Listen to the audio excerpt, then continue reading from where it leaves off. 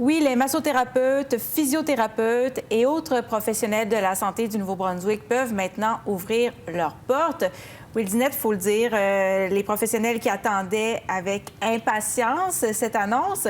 Dites-nous comment se passent les préparatifs. Alors, Marie-Hélène, ça se déroule dans l'excitation, mais aussi dans la nervosité parce que les soins de santé seront offerts de manière différente. On s'est rendu à une clinique de massothérapie et de physiothérapie.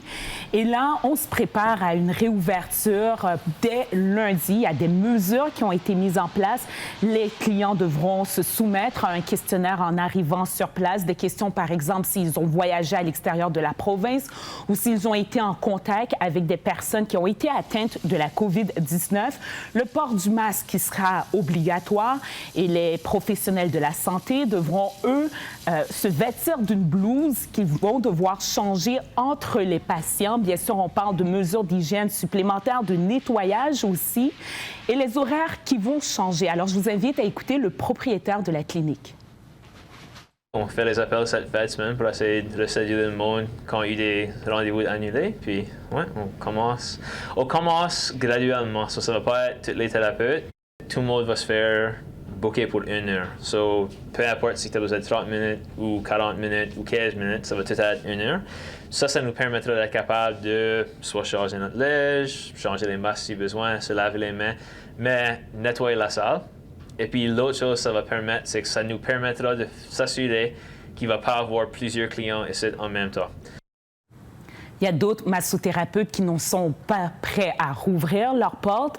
Alors, ils demandent la patience des clients pour leur permettre finalement de pouvoir avoir le matériel nécessaire, ajuster le tir pour assurer la sécurité de tous. C'est sûr qu'on a une grosse demande des clients. Déjà, les gens textent, ils appellent, ils veulent des rendez-vous, mais ça va prendre un certain temps. Moi, j'ai des enfants. D'abord, je dois attendre que les garderies ouvrent pour me permettre de retourner au travail.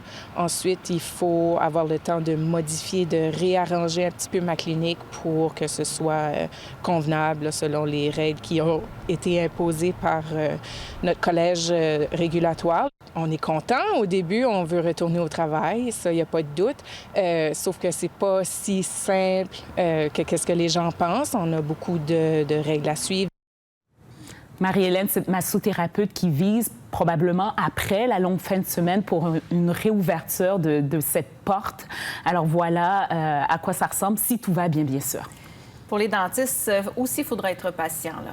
C'est ça, parce que la Société dentaire du Nouveau-Brunswick dit avoir mis en place un plan opérationnel que les dentistes devront implanter dans leur cabinet. Et ça pourrait demander plus de temps.